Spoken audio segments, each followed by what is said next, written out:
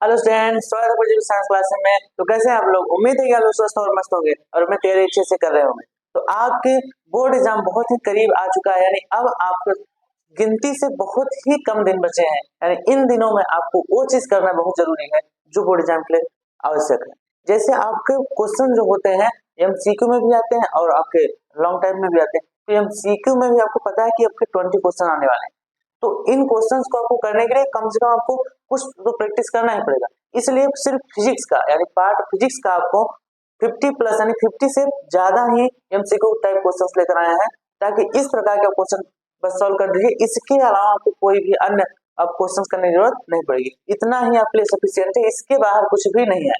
बस इतना ही आएगा, बस आपको इतना ही करना है। तो कापी पेन लेकर बैठ जाइए। आने वाला जो समय है आपका 1 घंटे, लगभग 1 घंटे या फिर थोड़ा और कम बेसी हो सकता है, लेकिन 1 घंटे आपको इत्मीनान से ध्यान से पढ़ना है, क्योंकि ये आपके बोर्ड एग्जाम की फाइनल तैयारी।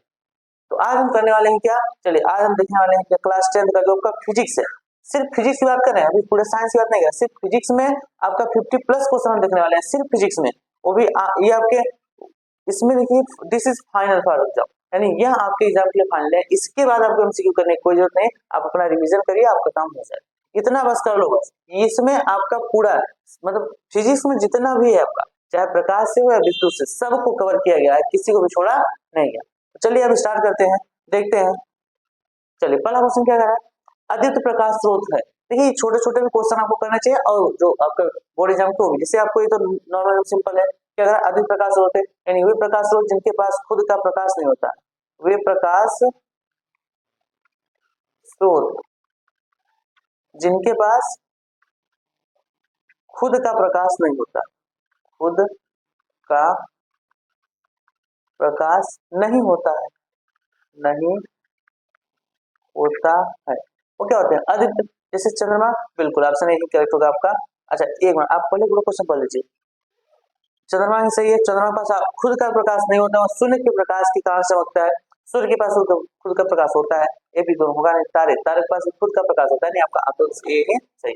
कभी कभी ऐसा होता है कि हम पहला ऑप्शन पढ़ के और पहला टिक कर देते हैं, जबकि उसका दूसरा भी ऑप्शन सही होता है। यानी जैसे यहाँ पर देखिए, आप नीचे क्या लिखा है? ए प्लस बी।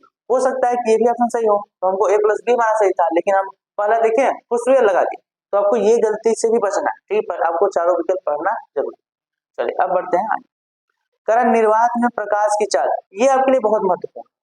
निर्वात में प्रकाश की चाल कितना होती है? तो देखो, वायु या निर्वात, कहा वायु या निर्वात में जो प्रकाश की चाल होती है, प्रकाश की चाल, इसे सी से प्रदर्शित करते हैं, और सी बराबर होता है 3 गुणे 10 घाते 8 मीटर प्रति सेकेंड। क्या होता है? 3 गुणे 10 घाते 8 मीटर प्रति सेकेंड। तो आपका इसमें ऑप्शन कौन होगा? पहला हम देखिए 3 गुणे 10 इसमें कुछ लिखा है नहीं, ये नहीं होगा आपका, ये भी नहीं होगा, ये भी नहीं होगा। देखिए यहाँ 108 ने लिखा है, थोड़ा सा लिटिल मिस्टेक है। ये आपका लिखा है 3 गुणे 10 घाते 8 लिखा है, ठीक है, नीचे हो गया आपका। ये आपका यहाँ पे होगा 3 गुणे 10 घाते 8 मीटर प्रति सेकेंड, यानी option C is the correct answer this question. तो इसको आपको पता होना चाहिए प्रकाश की चाल कितना होती है, यानी प्रकाश 1 सेकंड में कितना चलता है? 1 सेकंड में 3 गुणे 10 घाते 8 मीटर चलता है प्रकाश। ये प्रकाश क्या है? चाल। ये भी महत्वपूर्ण आपको पता होना चाहिए। चलिए अब फिर क्या कर रहा है? प्रकाश की तरंग दैर्ध्य, प्रकाश की तरंग दैर्ध्य परास होती है। देखिए यहाँ बेसिकली किसकी बात की गई है? यहाँ पर बेसिकली आपकी बात की गई दृश्य प्रकाश, दृश्य प्रकाश के तरंग दैर्ध्य, दृश्य प्रकाश के तरंग दैर्ध्य की परास, ये कितना होते हैं? आपका जो दृश्य प्रकाश होते हैं, विजिबल रे होती है, इसमें आप वस्तु को देखते हो, जिन प्रकाश को आप देख पाते हो उनकी तरंग दैर्ध्य का परास कितना होता है? तो याद रखो, इनकी तरंग प्रकाश परास आपका होता है 4000 एंगस्ट्रॉम से 8000 एंगस्ट्रॉम, यानी option A is the correct answer of this question. यानी 4000 से 8000 एंगस्ट्रॉम का तरंग दैर्ध्य का प्रकाश होता है, जिसका हम देखते हैं दृश्य प्रकाश का आपका इसी प्रकाश परास में होता है, ठीक है? तो इसको भी याद रखिए, ये भी आपका इंपॉर्टेंट है। चलिए अब बढ़ते हैं नेक्स्ट। निम्न में से पारभाषक माध्यम क्या? पारभाषक, अब देखो यहाँ पर आपको माध्यम बात की गई, किसके माध्यम? देखिए प्रकाश के गमन, प्रकाश के गमन के आधार पर, गमन के, प्रकाश के गमन, प्रकाश के गमन के आधार पर आपके जो पदार्थ, पदार्थों को कितने भागों में बांटा गया? पदार्थों को तीन भागों में बटाया है। किसमें किसमें? देखिए, पहला आपका होता है पारदर्शी, पारदर्शी। दूसरा आपका होता है पारभाषक, क्या? पारभाषक। और तीसरा क्या होता है आपका? अपारदर्शी, अपारदर्शी। ये तीन होते हैं आपके। अब ध्यान सुनिए, पारदर्शी मतलब जिसमें से प्रकाश होगा। जैसे यहाँ पर अगर कोई पदार्थ रखा है, अगर इसमें से आपका इसमें से क्या हो, प्रकाश निकल जाए, यानी इसमें से प्रकाश आए और निकल जाए, तो इस प्रकार के पदार्थ बोलते हैं पारदर्शी पदार्थ। पारभाषक क्या होता है? यानी यहाँ पर कोई पदार्थ है लेकिन उसका जितनी मात्रा आई वो पूरे तरीके से नहीं जाता है, कुछ मात्रा निकल जाती है। यानी प्रकाश की कुछ मात्रा अगर किसी माध्यम से प्रवेश करके आगे निकल जा रही है और कुछ मात्रा नहीं जा पा रही, तो बोलते हैं पारभाषक। तो देखिए यहाँ पे क्या, वायु में आपका पूरी मात्रा निकल जाता है। घिसा हुआ कांच, कांच में भी निकल जाता है, दीवार में तो निकलता है नहीं। यानी यह देखो, आपका यहाँ पर अगर ध्यान से देखोगे, अगर यहाँ पर ध्यान से देखोगे तो देखो, आपका जो वायु ये आपका पारदर्शी, ये क्या है? पारदर्शी। घिसा हुआ कांच, बिल्कुल घिसा हुआ कांच से पूरी तरीके से नहीं साफ साफ दिखता है, यानी यही आपका होगा ऑप्शन, सही होगा आंसर सही है, जिसे बोलते हैं क्या? पारभाषक। ये क्या है आपका? पारभाषक। देखिए, कांच से भी निकल जाता है, ये भी आपका क्या है? पारदर्शी है। अब बताओ, दीवार से प्रकाश निकल जाता है क्या? नहीं, ये अपारदर्शी। ये क्या है? अपारदर्शी। ठीक है, क्योंकि यहाँ अपारदर्शी। इस बात को भी याद रखेंगे आप कि जो माध्यम होते हैं तीन प्रकार के बांटे गए हैं, पारदर्शी, पारभाषक और अपारदर्शी। चलिए, यहाँ पर ये क्वेश्चन पूछा है तो जरूरी है कि अंदर इन तीनों से कोई पूछ सकता है। हालांकि टॉपिक महत्वपूर्ण है, इस टॉपिक से पूछा जाए। आपको कैसे चीजों को समझना है कि जिस टॉपिक पर है उस टॉपिक को पूरा क्लियर कर दो, कहीं से भी पूछ ले। ठीक है, चलो नेक्स्ट क्वेश्चन देखते हैं। नेक्स्ट क्वेश्चन क्या कर रहा है? नेक्स्ट क्वेश्चन कह रहा है, किसी पृष्ठ से परावर्तित प्रकाश की मात्रा निर्भर करती है। यानी किसी पृष्ठ से जो परावर्तित प्रकाश की मात्रा होती है, किन चीजों पर निर्भर करती है? प्रकाशिक माध्यम पर, पृष्ठ की प्रकृति पर, प्रकाश स्रोत पर, या इनमें से कोई? तो देखो, जो परावर्तित प्रकाश की मात्रा होती है वो निर्भर करती है पृष्ठ की सतह पर, यानी ऑप्शन दूसरा आपका सही है, ऑप्शन नंबर दूसरा। यानी पृष्ठ की प्रकृति पर निर्भर करती है कितना प्रकाश परावर्तित होगा। जैसे खुरदुरी सतह है तो प्रकाश आपका विभिन्न दिशाओं में फैल जाएगा, समतल सतह है तो प्रकाश परावर्तित हो जाएगा। अगर ऐसा सतह है जो क्या कर रहा है, प्रकाश को अवशोषित कर रहा है, उस माध्यम में चला जा रहा है तो अंदर चला जाएगा। यानी कुल मिलाकर इसका प्रकाश किस पर निर्भर करता है? पृष्ठ की प्रकृति। ठीक है, प्रकाशीय माध्यम पर नहीं करता है, प्रकाश स्रोत। चलो अब नेक्स्ट क्या करा, समतल दर्पण की फोकस दूरी होती है। ये तो बहुत, ये आपका वेरी वेरी इंपॉर्टेंट है, इसको याद। समतल दर्पण आपसे पूछा है, समतल दर्पण की फोकस दूरी कितना होती है? तो समतल दर्पण की फोकस दूरी आपकी होती है अनंत। इस बात को आप याद रखें, समतल दर्पण फोकस दूरी कितना होती है? अनंत। तो ये बहुत महत्वपूर्ण है, आपको इसको याद रखना है कि समतल दर्पण फोकस दूरी अनंत होती है। ठीक है, सुने तो आपको होता ही नहीं। 25 सेंटीमीटर देखिए स्पष्ट, एक बात और यहाँ से रखिए, स्पष्ट दृष्टि की न्यूनतम दूरी, न्यूनतम दूरी होती है, याद रखिए। 25 सेंटीमीटर क्या होता है? स्पष्ट दृष्टि की न्यूनतम, यानी एक स्वस्थ व्यक्ति के स्वस्थ मनुष्य के आंख से आप 25 सेंटीमीटर दूरी पर देख सकते हो, एकदम स्पष्ट। इससे अब अगर पास लाओगे तो स्पष्ट दिखेगा नहीं। स्वस्थ की बात करें, अब आप कहोगे सर हम लोग तो यहाँ लगा के देखते हैं तब दिखता है, कुछ लोग यहाँ लगा के देखते हैं तब दिखता है, मतलब 2 फीट दूर। कुछ लोग ऐसे देखते हैं, कुछ लोग ऐसे देखते हैं, क्योंकि उनके आंख में कुछ ना कुछ क्या हो गया है, परिवर्तन आ गया है, कमी आ गई। या तो निकट दृष्टि दोष के लक्षण आ गए हैं या तो दूर दृष्टि दोष के। लेकिन अगर एक स्वस्थ व्यक्ति है जिसकी आंख स्वस्थ है तो उसके लिए स्पष्ट दृष्टि न्यूनतम कितना होती है? 25 सेंटीमीटर। यानी वो किसी पदार्थ को 25 सेंटीमीटर कर देंगे तो स्पष्ट उस चीज को देख पाएगा, अगर 25 से कम कर देगा तो स्पष्ट नहीं दिखेगा। ठीक है, चलो अब हम बढ़ते हैं आगे। नेक्स्ट क्वेश्चन क्या करा, उत्तल दर्पण से बनने वाले प्रतिबिंब की प्रकृति कैसी होती है? 2018 क्वेश्चन है आपका, लेकिन महत्वपूर्ण है। करा उत्तल दर्पण से बनने वाले प्रतिबिंब की प्रकृति कैसी? तो ऑप्शन पढ़ो, वास्तविक और सीधा।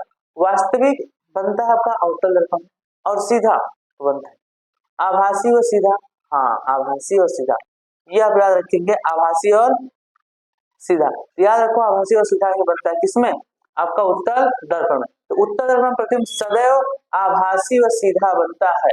आभासी उल्टा कॉम्बिनेशन बनता है, वास्तविक उल्टा, ये आपका अवतल बनता है, उत्तल बनता है। तो आपका ऑप्शन कौन सा होगा? बी, आभासी व सीधा। उत्तल दर्पण में सदैव प्रतिबिंब आभासी व सीधा बनता है। अब एक चीज रखिए, यहाँ पर लिखा नहीं, ये छोटा बनता है, वस्तु से सदैव छोटा बनता है। वस्तु के ना कभी बराबर बनता है और ना ही उससे बड़ा, वस्तु से सदैव छोटा ही बनता है। ठीक है, चल अब बढ़ते हैं। एक उत्तल दर्पण की फोकस दूरी 10 सेंटीमीटर है, दर्पण के उत्तर पृष्ठ की वक्रता त्रिज्या होगी। तो आपको फोकस दूरी दिया है, वक्रता त्रिज्या पूछ रहा है। इसका एकदम सिंपल सूत्र होता है, आप जानते हो, फोकस दूरी बराबर होता है r/2। क्या होता है फोकस दूरी? r/2। यानी आप ये भी इस संबंध से या फिर ये r जानते हो 2 इन दोनों में से एक संबंध आप जानते हो, देखो ये दोनों एक ही सूत्र से बने हैं, ये बराबर होता है r/2 या इसको पहचाना कर दीजिए r/2।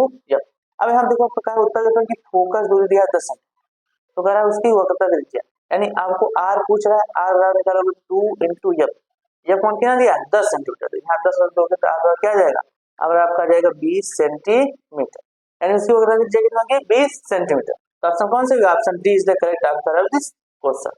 तो बी आपका जो डी है, सॉरी डी आपका क्या होगा, सही होगा, यानी 20 सेंटीमीटर इसकी वक्रता त्रिज्या होगी। चलो करा उत्तल दर्पण से प्रतिबिंब सदैव बनता है, ये आपने क्वेश्चन देखिए दो बार क्वेश्चन रिपीट हो गया है, आपको 2015 में या 2016 में गया है। तो उत्तल दर्पण से प्रतिबिंब कैसे बनता है?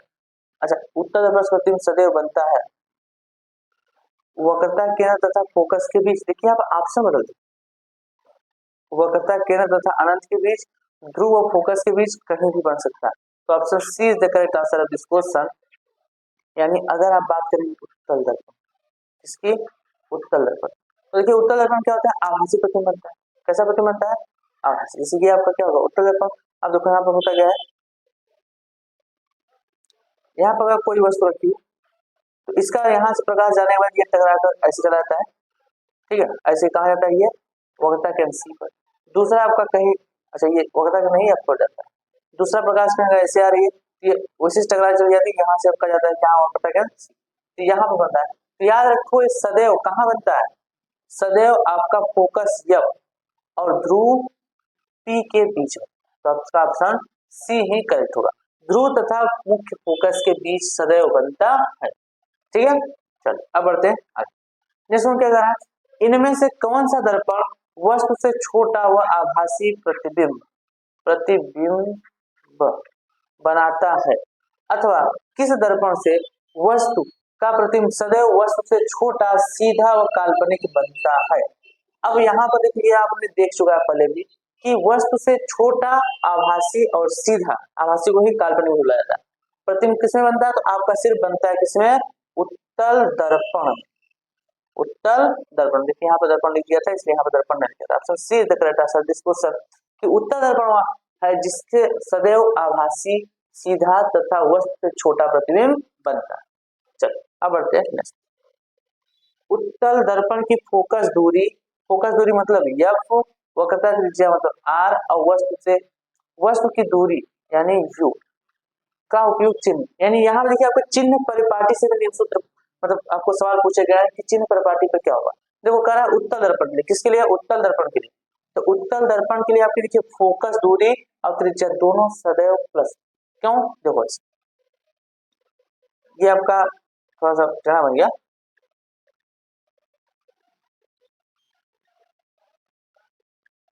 देखो यहाँ पर आपका ये एक बनाते हैं क्या उत्तल दर्पण, ये आपका क्या हो गया उत्तल दर्पण। अब देखिए इसमें होता क्या है, ये जो आपका मूल ध्रुव होता है पी, इसको माना जाता है मूल बिंदु, इसको क्या माना जाता है? मूल बिंदु। अब मूल बिंदु से आपका देखो इसकी जो फोकस दूरी है यानी यहाँ सी हो गया यहाँ, तो फोकस दूरी भी मूल बिंदु से इधर आ रही है और वक्रता त्रिज्या भी इधर आ रही है, यानी फोकस दूरी और त्रिज्या दोनों धनात्मक कैसे होते हैं? धनात्मक। तो अब देखो और उसका यू, यू आप जानते हो कि किसी भी दर्पण में आपको वस्तु सदैव कहा जाता है बाएं तरफ। अब मूल बिंदु से अगर बाएं तरफ हो गया तो कैसे हो गया? माइनस, यानी फोकस आपका प्लस में होगा, त्रिज्या आपका प्लस में होगा, लेकिन आपका क्या होगा? You minus. यानी आपसे पूछा है कि उत्तर दर्पण की देखिए सबसे पहले फोकस दूरी फिर त्रिज्या फिर आर, यानी आपका कॉम्बिनेशन क्या होना चाहिए? फोकस दूरी प्लस वक्रता त्रिज्या प्लस और यू माइनस, ये तो plus plus minus option number A ही आपका करेक्ट होगा कि आपकी फोकस भी प्लस, त्रिज्या भी प्लस और आपका यू जो होता है यानी दर्पण से वस्तु के बीच की दूरी वो आपका माइनस। ठीक है, चलो अब बढ़ते हैं नेक्स्ट। क्या करा, एक अवतल दर्पण की वक्रता त्रिज्या 12 सेंटीमीटर है, इसकी फोकस दूरी होगी। तो अभी आपने सूत्र देखा वही लिखिए, एक चीज याद रखो, अवतल दर्पण, अवतल दर्पण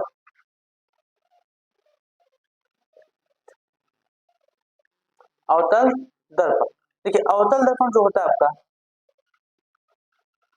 अवतल दर्पण की जो फोकस दूरी होती है वो सदैव माइनस, वो कैसी होती है माइनस, और उसकी वक्रता त्रिज्या आर भी कैसी होती है माइनस। ठीक है, अब देखो यहाँ 12 सेंटीमीटर आपको वक्रता त्रिज्या दिया है, यानी आपको आर का मान दिया कितना 12, लेकिन यहाँ रखो ये आपका पता होना चाहिए कि -12 कितना है, -12 सेंटीमीटर। अब आप बताओ अगर एफ मान निकालना हो तो आप एफ बराबर जानते हो क्या होता है r/2, यहाँ से अगर एफ मान निकालो क्या होगा -12/2, यानी आपका जाएगा -6, कितना जाएगा -6 सेंटीमीटर। तो इसकी फोकस दूरी कितना होगी -6 सेंटीमीटर, ऑप्शन आपका D correct, option D correct है, यानी -6 सेंटीमीटर का +6 सेंटीमीटर नहीं होगा। आप याद रखो कि क्वेश्चन में यहाँ पर 12 ही लिखेगा, और आपको ये याद रखना होगा कि अगर अवतल है तो माइनस होता है, अवतल है तो क्या होता है माइनस होता है, लेकिन माइनस किताब में आपको या फिर क्वेश्चन पेपर में माइनस लिख कर नहीं देगा, लेकिन आपको आंसर में माइनस आना चाहिए, ये आपको याद रखना। चलिए अब बढ़ते हैं आगे। करा यदि दो माध्यमों के पृथककारी पृष्ठ पर प्रकाश की एक किरण लंबवत आपतित होती है तो अपवर्तन कोण का मान हो। ये आपका अपवर्तन सूत्र है। देखिए अपवर्तन सूत्र क्या होता है, यहाँ पर एक पृष्ठ है, ये आपका है माध्यम फर्स्ट, ये आपका कौन सा है माध्यम सेकेंड। अब इसका नियम क्या होता है, इसका नियम एक सिंपल होता है, इसमें कोई प्रकाश किरण जब आती है, देखिए कोई प्रकाश किरण आ रही है, यहाँ पर ये क्या होती है आती है, अगर ये आपका पहला माध्यम कैसा है विरल, कैसा है विरल, और दूसरा माध्यम कैसा है सघन, तो अगर विरल से सघन आती है तब हम तो झुक जाती है, यही अगर उल्टा होता है तब हमसे दौड़ जाती है, यानी इसको देखिए जा रही है ऐसे, ये अपने मास से विचलित होकर ये इधर मुड़ जाती है इस तरीके से। अब यहाँ क्या कर रहा है कि पृथककारी पृष्ठ पर प्रकाश की किरण लंबवत आपतित होती है, लंबवत मतलब इस बार प्रकाश किरण देखिए ऐसे आ, अगर लंबवत आएगी तो यहाँ बिना विचलित हुए सीधे निकल जाएगी, बिना विचलित हुए क्या होगी सीधे निकल जाएगी, यानी यहाँ पर जो कोण आएगा आपका 0, अपवर्तन कोण कितना आएगा 0। देखो ये आपका होता है आपतन कोण आई, ये होता है अपवर्तन कोण आर, तो अगर आपतन कोण आपका 0 होगा तो अपवर्तन कोण भी 0 ही होगा। याद रखो किसी भी सतह पर लंबवत प्रकाश किरण आती है तो उसका अपवर्तन नहीं होता, वो सीधे निकल जाती है, वो कैसे निकल जाती है सीधे निकल जाती है। ठीक है, यहाँ आपका 0 ही करेगा। चलिए अब बढ़ते हैं नेक्स्ट। वायु के सापेक्ष कांच का अपवर्तनांक, वायु के सापेक्ष कांच का अपवर्तनांक यानी AN जी, जी मतलब ग्लास, अपवर्तनांक कितना दिया 3/2। और फिर का वायु में प्रकाश की चाल, वायु में प्रकाश की चाल आपको बताया सी से लिखा था, सी 3 × 10⁸ मीटर प्रति सेकंड, पीछे आपको बताया यहाँ पर स्टैंड होगा आपका, ठीक है मीटर प्रति सेकंड है, तो कांच में प्रकाश की चाल होता है, कांच में प्रकाश की चाल, तो देखो ये यहाँ पर आपको सूत्र रखना सिंपल सा, किसी माध्यम में जो प्रकाश चाल होती है, माध्यम में प्रकाश की चाल, ये याद रखना सदैव बराबर होती है वायु में प्रकाश की चाल, अच्छा वायु में प्रकाश की, वायु में प्रकाश की चाल अपान माध्यम का अपवर्तनांक,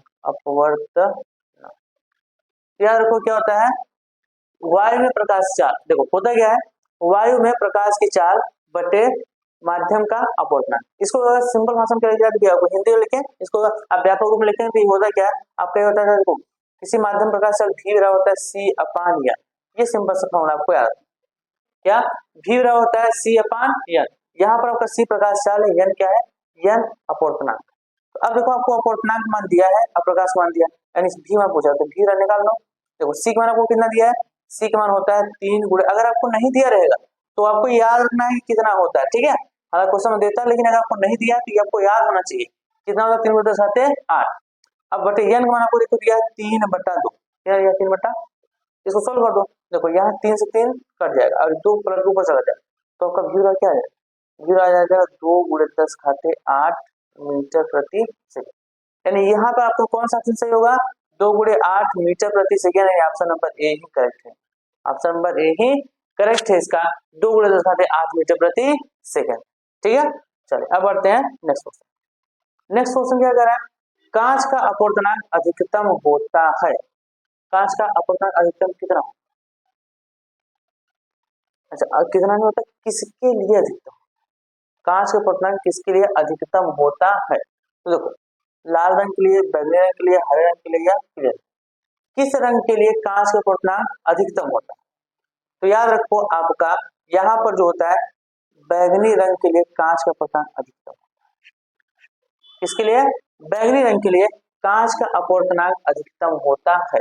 न्यूनतम किसके लिए होता है? तो यार को न्यूनतम आपका यहाँ पर ऑप्शन ये सही हो जाएगा। अब किसके लिए होता है? न्यूनतम। अगर आपसे न्यूनतम पूछ ले तो आपका लाल रंग के लिए होगा, अधिकतम पूछ ले तो किसके लिए होगा? बैंगनी के लिए। ये बात आप याद रखो, ठीक है, कि लाल रंग किसके लिए? लाल रंग के लिए जो अपवर्तनांक होता है न्यूनतम होता है, जबकि बैंगनी रंग के लिए अपवर्तनांक अधिकतम। चलिए अब बढ़ते हैं। नेक्स्ट क्या करा? वायु में प्रकाश की चाल 3 × 10⁸ मीटर है, जबकि एक पदार्थ में इसकी चाल 1.5 × 10⁸ मीटर प्रति सेकंड हो जाती है, तो पदार्थ का अपवर्तनांक, यानी यहाँ पर आपको देखो वायु प्रकाश चल आपको सी मान दिया है कितना? 3 × 10⁸ मीटर प्रति सेकंड। फिर कह रहा है किसी माध्यम में भी में इसका चाल 1.5 × 10⁸ मीटर प्रति सेकंड हो जाता है, यानी ये किसी माध्यम का दिया। देखो सी और भी मान दिया, आपसे पूछ रहा है अपवर्तनांक पूछ रहा है, अपवर्तनांक मतलब यन का मान। तो अभी आपको सूत्र क्या बताया है? v बराबर होता है c अपान यन। v बराबर होता है c अपान यन। अब ये बताओ v बराबर c अपान यन हो गया, तो यहाँ से अगर यन का मान निकालोगे तो यन बराबर क्या हो जाएगा? यन बराबर हो जाएगा c अपान v होगा। देखो यन को यहाँ पर शामिल कर दिया, v को यहाँ पर शामिल कर दिया, तो यन बराबर क्या होगा? c अपान v। अब यहाँ से मान निकालो तो यन बराबर क्या हो जाएगा? c। c का मान आपको दिया है 3 × 10⁸ बटे v का मान दिया है 1.5 × 10⁸। इसको सॉल्व कर दो। देखो ये कितना दिया? 1.5 मतलब 1.5, 1.5 गुना 3। अरे 1.5 का पारा आता है? 1.5 का पारा नहीं आता? अरे इतना सीख जाओ यार। 15 गुना 30 होता है, फिर 1.5 गुना 3। चलो ये 2 बार, यानी आपका यन का मान कितना आ गया? 2, क्योंकि ये घात से घात कट जाएगा। तो आपका यन का मान कितना आ गया? 2, यानी अपवर्तनांक उसका कितना होगा? 2 होगा। Option D is the correct answer this question. 2 अपवर्तनांक होगा, 2 अपवर्तनांक वाले माध्यम में प्रकाश की चाल कितना हो जाता है? 1.5, यानी उसका आधा हो जाता है। ठीक है, चलो अब बढ़ते हैं। क्या कह रहा है? निम्नलिखित में कौन लेंस बनाने के लिए प्रयोग किया जाता है? ये भी पूछो। आप ये तो लेंस किसके बनाए जाते हैं? ईंट से, पत्थर से, लकड़ी से, पानी से, हवा से, किससे बनाया? चलो इसमें क्या क्या दिया है? जल दिया है, कांच दिया है, प्लास्टिक दिया है, ये सभी, तो सभी से लेंस बनाया जाता है। लेंस किससे बनाया जाता है? तो देखो कहा निम्नलिखित में से लेंस बनाने के लिए कौन प्रयोग करता है? तो आप बताओ, आपके घर में दादा दादी, आपके यहाँ नहीं होंगे, पड़ोसी के यहाँ होंगे, हालांकि आप लोग के यहाँ से दादा दादी होंगे, तो वो कभी चश्मा लगाते हैं, तो उनके जो चश्मा होता है उसमें उसमें क्या होता है? लेंस लगा होता है। वो लेंस किसका बना होता है? पत्थर का नहीं, वो कुछ लोग बोलते हैं कांटे का ना। तो यहाँ रखो, आपका जो लेंस बनाने में प्रयोग किया जाता है वो आपका कांच प्रयोग किया जाता है। किसका प्रयोग किया जाता है? कांच। ठीक है, तो कारण निम्न से कौन सा लेंस प्रयोग किया जाता है? तो आपका किसका प्रयोग किया जाता है? कांच। चलो अब बढ़ते हैं नेक्स्ट। एक वस्तु उत्तल लेंस के सामने 2f दूरी पर रखी है, उसका प्रतिबिंब बनेगा। उसका प्रतिबिंब कहाँ बनेगा? अब ये आपको समझना है अच्छे से कि उत्तल लेंस की 2f मतलब आपको यहाँ पर देखो, ये आपको क्या होगा? एक उत्तल लेंस हो जाता है, ठीक है। अब ये मुख्य अक्ष हो गया। अब इस मुख्य अक्ष के विभिन्न बिंदु होते हैं, जैसे आपके ये आपका हो गया यफ, ये आपका हो गया 2f, यहाँ पर भी आपका होता है यफ, यहाँ भी आपका होता है 2f। देखो आपका इस तरफ के जो होते हैं ये सब होते हैं f2, और ये क्या होता है f1। ठीक है, तो कह रहा है यदि उत्तल लेंस के सामने 2f दूरी पर, 2f दूरी मतलब ये यहाँ पर कोई वस्तु रखी है, तो इसका प्रतिबिंब कहाँ? अच्छा अब ये अपने कमेंट्स में बताओ कि ये आपका कहाँ रखा है? 2f दूरी पर मतलब यह आपका जो रखा है वह वक्रता केंद्र पर रखा है, वक्रता केंद्र पर। और आप जानते हो जब आप लेंस से वस्तु का प्रतिबिंब बनाना सीख रहे थे तो आपने देखा था कि उत्तल लेंस से 6 स्थितियां बनती, ठीक है। कहाँ कहाँ बनती है? देखो पहली स्थिति आपका होता है अनंत से, दूसरा स्थिति होता है अनंत और 2f के बीच, तीसरा स्थिति 2f पर, चौथा 2f और f के बीच, और पांचवा होता है f2 और ध्रुव यानी प्रकाशिका c के, ये आपको बनते हैं टोटल 6 स्थिति। तो देखो यहाँ पर एक ऐसी स्थिति आती है 2f वाली कि अगर जब वस्तु वक्रता केंद्र पर स्थित होता है तो उसका प्रतिबिंब सदैव दूसरे तरफ वक्रता केंद्र पर ही बनता है, वो भी वस्तु के बराबर। तो कहाँ बनेगा? आपका 2f पर ही बनेगा, ये ऑप्शन सही हो जाएगा। अगर 2f पर वस्तु रखा है तो कहाँ बनेगा? 2f पर। ये महत्वपूर्ण भी आपको याद होना चाहिए कि वक्रता केंद्र पर अगर वस्तु रखा है तो यह सदैव प्रतिबिंब जो होता है, प्रतिबिंब वो कहाँ बनता है, वक्रता केंद्र पर ही बनता है, वक्रता केंद्र। ठीक है, तो वक्रता केंद्र पर रखा हो तो वक्रता केंद्र पर ही बनता है, वास्तविक बनता है, उल्टा बनता है और वस्तु के बराबर, वस्तु के बराबर।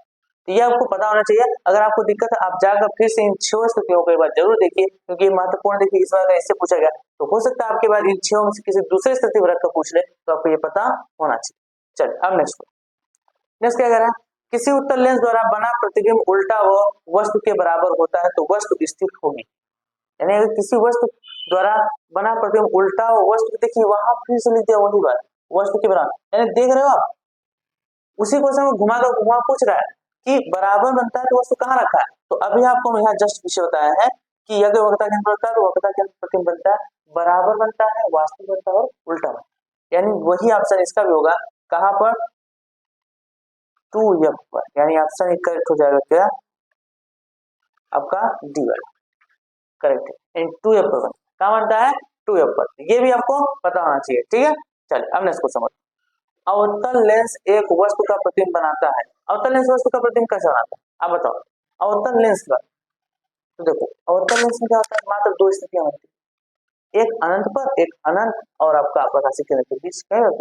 तो इसका मतलब आपको क्या होता है, सीधा वास्तविक बड़ा नहीं, सीधा तो बनता है पर वास्तविक नहीं, उल्टा उल्टा तो बनता है, सीधा आभासी और छोटा। हाँ, सीधा आभासी और छोटा, यानी ऑप्शन ये करेक्ट होगा आपका कि अवतल लेंस से सदैव सीधा आभासी और वस्तु से छोटा, सीधा आभासी वस्तु से सदैव छोटा बनता है, किसमें, अवतल लेंस। देखो आप और क्या पढ़ते हो, 2 चीज पढ़ते हो, एक पढ़ते हो दर्पण, एक क्या पढ़ते हो, दर्पण, और एक पढ़ते हो लेंस।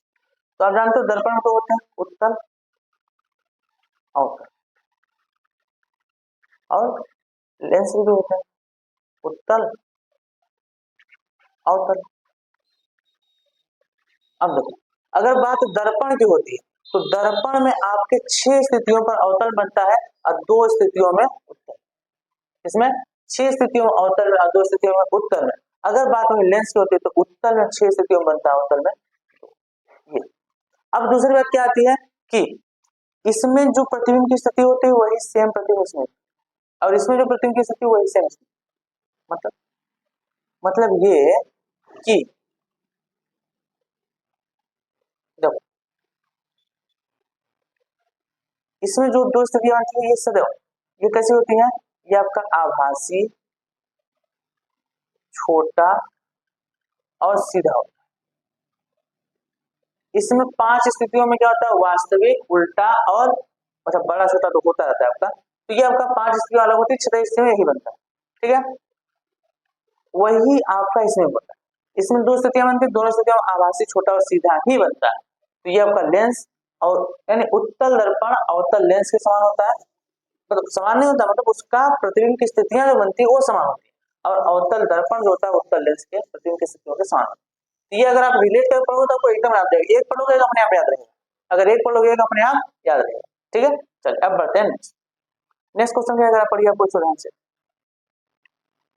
करा, निम्न में से किसके सामने रखी वस्तु प्रतिबिंब सदैव सीधा, आभासी व छोटा बनता है। ये तो कई रखा, देखो करा सीधा, आभासी और छोटा बनता है, उत्तल लेंस नहीं, उत्तल लेंस नहीं, अवतल दर्पण, अवतल दर्पण नहीं, अवतल लेंस, अवतल, हाँ उत्तल लेंस, क्योंकि उत्तल दर्पण नहीं था। अभी आपको बताया इससे पहले हम क्वेश्चन आया था तो आपको वहां दिखाया था उत्तल दर्पण में होता, लेकिन देखिए इसमें उत्तल दर्पण नहीं दिया था, आपका क्या होगा, उत्तल लेंस होगा, ये करेक्ट। ठीक है, समतल दर्पण में तो होगा नहीं। ठीक है, चलिए अब बढ़ते हैं नेक्स्ट। अब कह रहे हैं 1 मीटर फोकस दूरी के उत्तल लेंस की क्षमता होगी। अगर 1 मीटर फोकस दूरी, यानी एफ का मान आपको दिया है 1 मीटर, तो कह क्षमता, तो क्षमता का सिंपल सूत्र होता है एफ पी बराबर होता है 1/f, इसमें मीटर में, या यही होता है आपका 100/f सेंटीमीटर। अगर आप सेंटीमीटर फोकस दूरी रखोगे तो 100 बटा रखना होगा, अगर मीटर में रखोगे तो 1 बटा। तो आपको क्या दिया है, 1 मीटर दिया, यानी पी अगर आप निकाले होगा तो क्या होगा 1 बटा, एक चीज और यहाँ प्लस और माइनस को भी लिखा है। तो 1 मीटर दूरी उत्तल लेंस का है। अब आप बताओ उत्तल लेंस की फोकस दूरी कैसे होती है, धनात्मक या प्लस की माइनस, तो उत्तल लेंस की प्लस होती है, यानी यहाँ पे लिखो क्या, प्लस है, तो प्लस एक का मतलब ये आपका आएगा प्लस एक, और पी शक्ति का मात्रक होता है डायोप्टर, इसे लिखते हैं डी। तो इसका ऑप्शन कौन सा होगा, देखिए आपका प्लस वाला यानी ऑप्शन सी करेक्ट होगा, प्लस एक डायोप्टर। कितना आएगा, प्लस एक डायोप्टर। प्लस माइनस का विशेष ध्यान रखना, जब आप फोकस दूरी पढ़ोगे, क्या पढ़ोगे, फोकस दूरी, तो फोकस दूरी में आपको प्लस माइनस ध्यान रखना ही होगा, चाहे उत्तल लेंस हो या अवतल लेंस हो, या उत्तल दर्पण हो या अवतल, सभी में आपको फोकस दूरी ध्यान रखना है। चलो अब बढ़ते हैं नेक्स्ट। करा यदि एक वस्तु उत्तल लेंस के प्रकाशिक केंद्र से 40 सेंटीमीटर दूरी पर स्थित है तो उसका प्रतिबिंब 60 सेंटीमीटर दूरी पर बनता है, वस्तु तथा प्रतिबिंब की लंबाई का अनुपात होगा। आपसे पूछ कर वस्तु और प्रतिबिंब की लंबाई का अनुपात दिया क्या है, दूरी। तो देखो आपको जो प्रकाशिक 40 सेंटीमीटर दूरी पर स्थित यानी यहाँ से आपको यू का मान, और आप जानते हो यू का मान सदैव क्या होता है, -40 सेंटी माइनस होता है। फिर कहा उसका प्रतिबिंब 60 सेंटीमीटर दूरी पर बनता है। चलो बहुत अच्छा चीज दिया, आपको भी का मान दे दिया, कितना, 60 सेंटीमीटर। तो कह रहा वस्तु तथा प्रतिबिंब की लंबाई का अनुपात ज्ञात।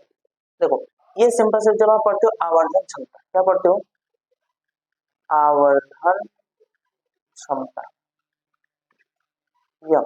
तो आप जानते हो यम बराबर क्या होता है, ये क्या आपका लेंस, लेंस में आपका सिंपल होता है भी बटा यू, या ये बराबर होता है किसके, आई बटा ओ। आई आपका क्या है, आई मतलब इमेज है, प्रतिबिंब की लंबाई, ओ क्या आपका वस्तु की लंबाई, जबकि भी और यू तो जानते हो, भी आपका प्रकाशिक केंद्र से प्रतिबिंब की दूरी और यू आपका है प्रकाशिक केंद्र से वस्तु की दूरी। तो यहाँ देखो आपको यम तो नहीं पूछ रहा, आपसे पूछ क्या रहा है, कर रहा है वस्तु प्रतिबिंब की लंबाई का अनुपात, यानी ये यहाँ से इसको निकाल दो। अब निकालो, देखो क्या होगा आपका आई बटा ओ बराबर भी में आपको कितना दिया 60 बटा ये कितना 40, ठीक है, मान नहीं लिया तो मान रखो। देखो यहाँ माइनस चिन्ह ऑप्शन नहीं है तो आप माइनस नहीं, ठीक है। अब देखो 0 0 कट जाएगा, कितना आएगा 6 बटा 4, ये तो आपका ऑप्शन है।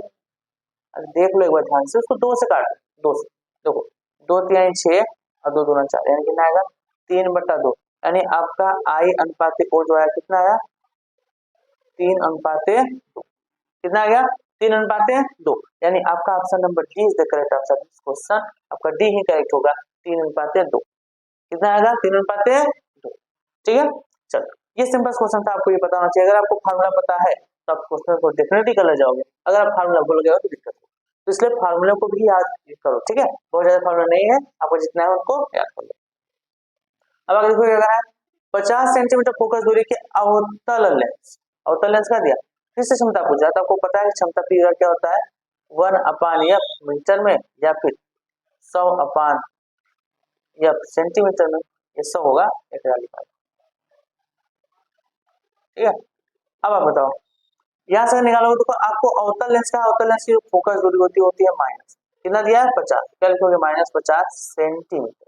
अब यहाँ से अगर शक्ति निकालोगे पी बराबर तो क्या आएगा 1/-50, 1/100, तो फिर सेंटीमीटर में आपको लिखना होगा 100/50, काट दो, देखो एक जीरो से 5 दूना 10, यानी आपका क्या जाएगा -2 डायोप्टर, कितना आएगा -2 डायोप्टर। ऑप्शन देखो, ऑप्शन आपका पहला ही मैच कर गया, ऑप्शन ए ही करेक्ट होगा -2 डायोप्टर, ठीक है। चलिए अब बढ़ते हैं हम नेक्स्ट क्वेश्चन। नेक्स्ट क्या करा, उत्तल लेंस की फोकस दूरी 25 सेंटीमीटर है तो इसकी क्षमता होगी, अगर उत्तल लेंस की फोकस दूरी कितना है 25 सेंटीमीटर, तो बताओ इसकी क्षमता क्या होगी। तो फिर से आपको वही करना है, एफ मान दिया है, देखो उत्तल लेंस का एफ मान प्लस होगा 25 सेंटीमीटर, तो फिर निकाल दो कितना होगा 100/25, कितना आएगा, जल्दी हो जाएगा, अरे आराम से करो कोई दिक्कत नहीं, क्योंकि ये क्वेश्चन कई बार हम बता चुके हैं आपको, इसलिए आपको सोचना जल्दी कर लो। तो देखो 25 का 25, 25 चौका 100, ये आपका आएगा +4, तो कितना होगा +4, ऑप्शन ए ही करेक्ट, ठीक है। इस प्रकार क्वेश्चन देखो कई बार पूछे गए हैं, अब महत्वपूर्ण भी है, छोटा सा सूत्र है, इस पर क्वेश्चन पूछे जा सकते हैं, इसमें कोई आपका इशू नहीं है या फिर कोई भी आपको दिक्कत नहीं होना चाहिए कि नहीं आएगा, आ सकता है, बिल्कुल आ सकता है, सरल क्वेश्चन है, आ सकता है। चलो अब आगे कह रहा है प्रकाश के लिए किस रंग का प्रकीर्णन सबसे कम, यानी किस रंग का प्रकीर्णन सबसे कम होता है। प्रकीर्णन क्या होता है, प्रकीर्णन होता है कि प्रकाश का छोटे छोटे कणों द्वारा विभिन्न दिशाओं में फैल जाने की जो घटना होती है वो क्या कहलाता है, प्रकाश का प्रकीर्णन। प्रकाश के प्रकीर्णन कारण ही आपको आसमान का रंग नीला दिखाई देता है। इससे क्या सिद्ध होता है, इससे यह सिद्ध होता है कि नीले रंग का जो प्रकीर्णन होता है बहुत ज्यादा, नीले रंग का प्रकीर्णन बहुत ज्यादा होता है। सबसे कम प्रकीर्णन पूछा आपसे, देखिए आपका है सबसे कम होना प्रकीर्णन, तो सबसे कम आपका होता है लाल, ऑप्शन आपका लाल रंग के लिए जो प्रकीर्णन होता है बहुत कम होता है, बाकी के लिए आपका बढ़ता जाता है। और याद रखो बैगनी के लिए सबसे ज्यादा होता है, यानी इसके लिए अधिकतम होता है, अधिकतम। और लाल रंग के लिए क्या होता है, न्यूनतम। इसके लिए क्या होगा, न्यूनतम। इसके लिए न्यूनतम होता है, इसके लिए अधिकतम। चलो नेक्स्ट। जब श्वेत प्रकाश प्रिज्म से गुजरता है तो सर्वाधिक विचलन होता है। क्या, जब श्वेत प्रकाश प्रिज्म से गुजरता है तो सर्वाधिक विचलन होता है, किस रंग में? तो ये आप पहले भी कर चुके हो, बैगनी रंग। Option C. याद रखो जिसका पूर्णांक ज्यादा होगा उसका विचलन भी ज्यादा होगा, तो सबसे ज्यादा आपका बैगनी रंग का होता है जो विचलन होता है। सबसे ज्यादा किसका होता है, इसका, यानी ये अधिकतम होता है। और सबसे कम किसका होता है, अधिकतम। सबसे कम आपका होता है लाल रंग कम, या न्यूनतम। न्यूनतम आपका लाल रंग का होता है, अधिकतम बैगनी का। देखिए ये छोटी छोटी चीजें हैं, आपको रंग से भी पूछा गया, यानी प्रिज्म जब पढ़ते हो, वर्ण विक्षेपण जब पढ़ते हो, तो वहां से क्वेश्चन उठाया गया है। तो उन क्वेश्चन को भी आपको अच्छे से समझ के करना, ठीक है। याद रखो कि जिसका तरंग दैर्घ्य क्या होता है, न्यूनतम होता है, उसका आपका क्या होता है, न्यूनतम। देखो अच्छा, एक लाल रंग आपका क्या होता है, देखो लाल रंग का आपका जो न्यूनतम विचलन होता है प्रिज्म से, जबकि बैगनी रंग का अधिकतम होता है। अब बैगनी रंग का ही विचलन भी अधिकतम होता है, अब बैगनी रंग का प्रकीर्णन भी अधिकतम होता है। देखो यहाँ पे क्या पूछा गया था, यहाँ से प्रकीर्णन पूछा गया था, और यहाँ से क्या पूछा गया है। चलो अब आगे क्या लिखा है, पीला बैगनी नीला तथा लाल रंग के प्रकाश में किस रंग की तरंगदैर्घ्य महत्तम है। इनमें किसकी जो तरंगदैर्घ्य है वो अधिकतम है। देखो तरंगदैर्घ्य का जो क्रम होता है आप जानते हो, पहले प्रकाश का क्रम क्या होता है, देखो विबग्योर, विबग्योर। या अगर हिंदी में आप लिखना चाहो तो इसको आप लिख सकते हो क्या, इसका होता है बैजनी पिनाला, बैजनी पिनाला। देखो ये होता है। अब इसमें जब आप इधर से इधर जा रहे हो, ये तरंगदैर्घ्य का घटता क्रम, तरंगदैर्घ्य का घटता क्रम, ये क्या आपका तरंगदैर्घ्य का घटता हुआ क्रम है, ठीक है। अब आपको कह रहा है पीला बैगनी नीला तथा लाल, यानी आपको देखो यहाँ से पीला मतलब होता है येलो, आपका कौन सा, देखो येलो, येलो मतलब वाइट है। बैगनी मतलब होता है आपका ब्लू, अच्छा ब्लू वायलेट होता है, वायलेट।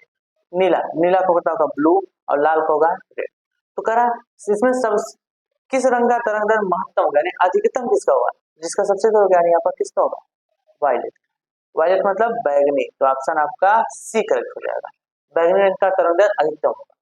याद रखो आपका तरंगदैर्घ्य मान घटता जाता है किसी भी विबग्योर से, यानी आप बैगनी से लाल की तरफ जाते हो तरंगदैर्घ्य मान घटता जाता है।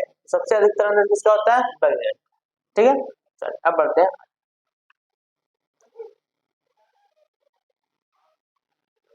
एक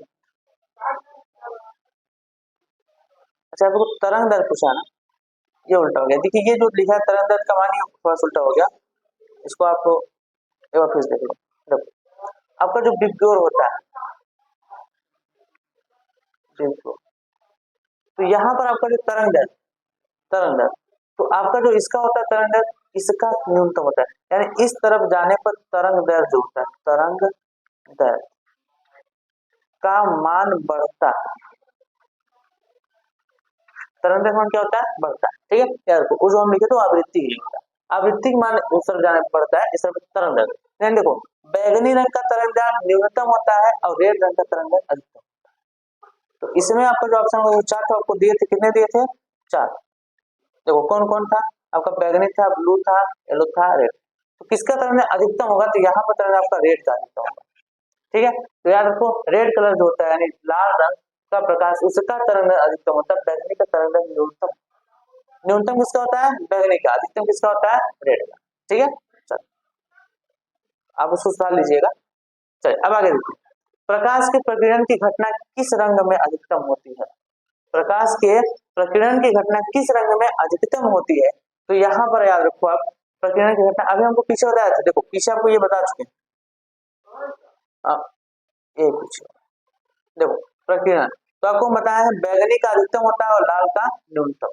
तो अब यहाँ पर देखो क्वेश्चन पढ़ चुके हो, अब आप बताओ कि कह प्रकाश किस रंग के रंग का अधिकतम होता है, तो किस रंग का अधिकतम होता है, अधिकतम आपको होता है बैगनी। वहां पर न्यूनतम पूछा था तो लाल था, यहाँ पर अधिकतम पूछ गया। देखो इससे भी क्वेश्चन पूछेगा आपका, एक बार न्यूनतम पूछ रहा है, एक बार अधिकतम, इसलिए आपको दोनों बता देते पहले, ताकि आपको कोई भी पूछे तो दोनों आपको कर लेना, ठीक है।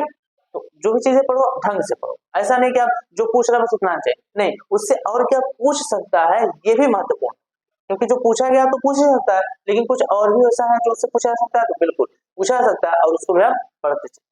ठीक है, चलिए अब बढ़ते हैं आगे। यानी ये जो 50 क्वेश्चन है, देखो आपका यहाँ पे जो हम 50 प्लस क्वेश्चन आए, एक्चुअली अगर क्वेश्चन करोगे तो आपका ये 100 प्लस क्वेश्चन हो जाएंगे, क्योंकि एक क्वेश्चन में 2 क्वेश्चन, एक क्वेश्चन में 2-2 3-3 कंसेप्ट आ जा रहे हैं, ये 2-2 3-3 क्वेश्चन आ जा रहे हैं, इससे आपका ये 100 प्लस ही क्वेश्चन, इसलिए कर रहे हैं आपको इसके बाद फिर से एमसीक्यू करने की कोई आवश्यकता नहीं है, यही आपके लिए सफिशिएंट है, बस इसको मन लगा के ध्यान से कर। ठीक है, चलो अब आगे बढ़ते हैं। क्या कह रहा है, आकाश का रंग नीला क्यों दिखाई देता है? क्या बताओ आप, इसका जवाब आप पहले ही नहीं पा गए कि आप प्रकाश का रंग नीला क्यों दिखाई देता है। याद रखो, जो आपका आकाश है, कौन, आकाश, आकाश मतलब का आसमान, आसमान का वास्तविक रंग होता है, वास्तविक रंग कैसा है, आसमान का वास्तविक रंग काला है, कैसा है, काला, यानी वास्तव में आसमान का रंग काला है, कोई रंग नहीं, लेकिन हमें आसमान नीला रंग दिखता है, क्यों, प्रकाश के प्रकीर्णन के कारण। अच्छा, कारण, ठीक है, option C is the correct answer this question.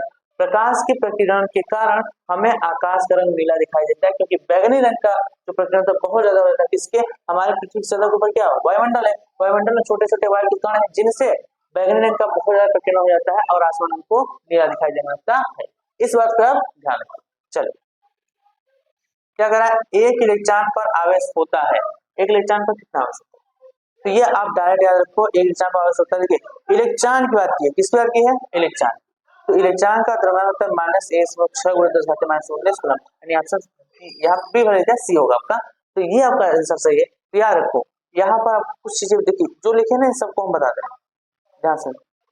Electron का आवेश, अगर बात करें इलेक्ट्रॉन पर आवेश, तो इलेक्ट्रॉन का आवेश कितना होता है, 6 × 10⁻¹⁰ कूलम, और ये आपको होता है माइनस, किसमें होता है, माइनस में, ये भी आप याद रखिए, किसमें होता है, माइनस में,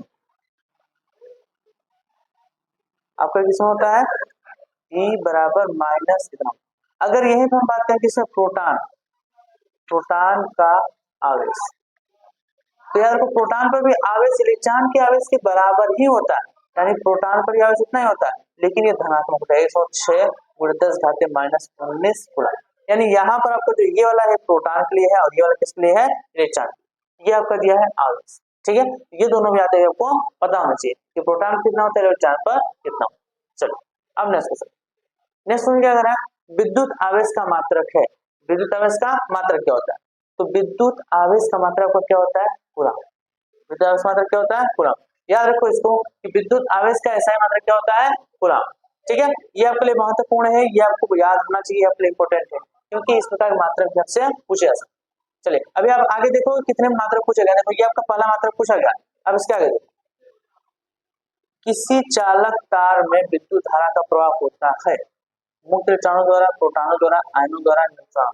देखो अगर आवेश की बात करें तो आवेश का प्रवाह देखो मुक्त इलेक्ट्रॉनों द्वारा भी होता है, मुक्त इलेक्ट्रॉनों द्वारा, और साथ ही देखो आयनों द्वारा भी होता है, ऐसा नहीं कि आयनों द्वारा नहीं होता है, बिल्कुल आयनों द्वारा, आयनों द्वारा भी होता है और मुक्त इलेक्ट्रॉनों द्वारा भी होता है, दोनों द्वारा आवेश का प्रवाह होता है, लेकिन यहाँ पर आपको कहा है चालक तार में, तो चालक तार में क्या होता है, तो चालक तार में सिर्फ मुक्त इलेक्ट्रॉन होते हैं, उसमें आयन नहीं।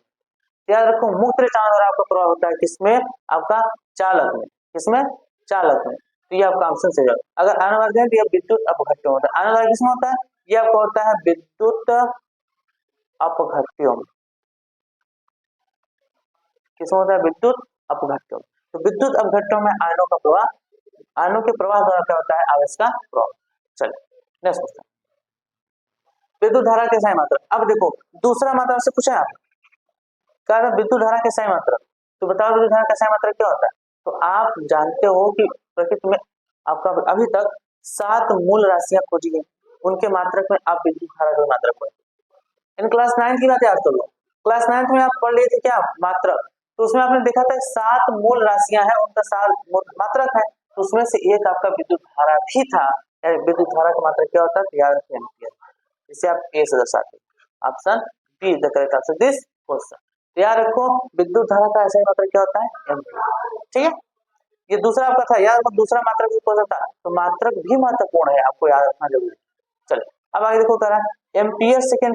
देखो क्वेश्चन तीसरा मात्रक से संबंधित तीसरा सवाल है आपका कि एम्पियर सेकेंड किसका मात्रक है?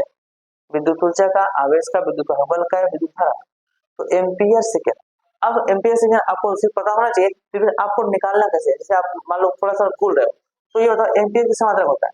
एम्पियर मात्रक होता है आई एन धारा गुणे सेकेंड। सेकेंड मात्रक किसका होता है? समय टी। अब बताओ आई टी किसका होता है?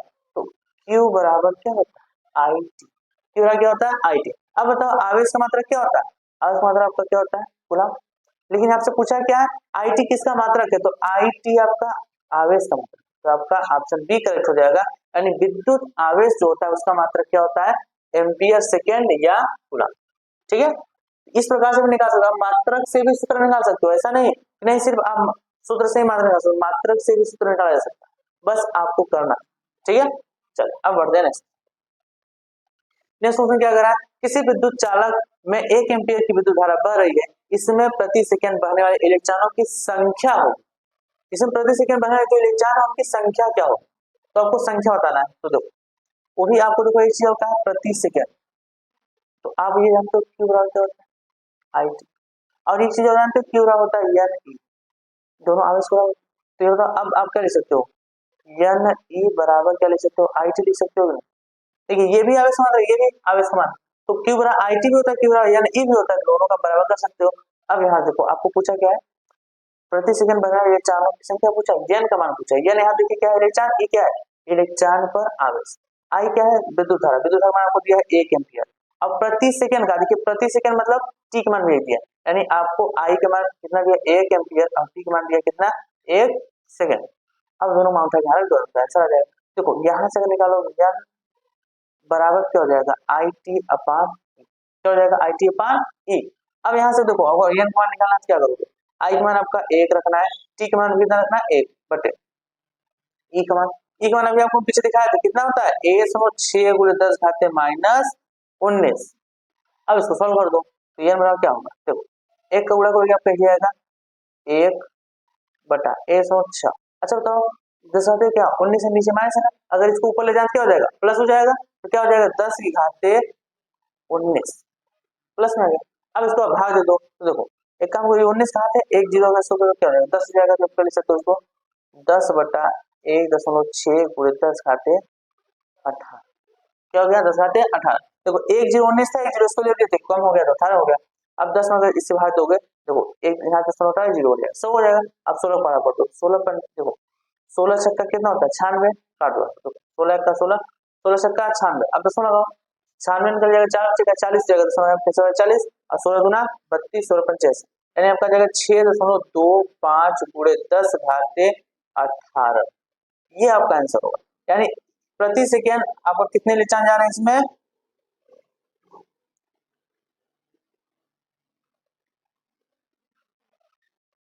ये आपका महत्वपूर्ण है। याद रखो कि एक एम्पियर धारा अगर 1 सेकेंड में प्रवाहित हो रही है तो उसमें कितने इलेक्ट्रॉन जाते हैं? उसमें 6.25 गुणे 10 घाते 18 इलेक्ट्रॉन प्रवाहित।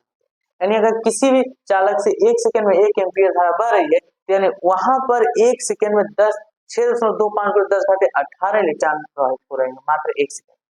ठीक, कितनी भारी संख्या है, इसको भी आप याद रखें। चलो अब बढ़ते हैं। नेक्स्ट क्या करा? एक तार में प्रति सेकेंड 10 इलेक्ट्रॉनों का आवेश प्रवाहित हो रहा है, तो इस तार में प्रवाहित धारा का मान होगा क्या? इसको निकाल सकते हो। देखो फिर से आप वही पढ़ो जैसे क्वेश्चन कहा था आपने, जैसे पीछे किया वही क्वेश्चन है।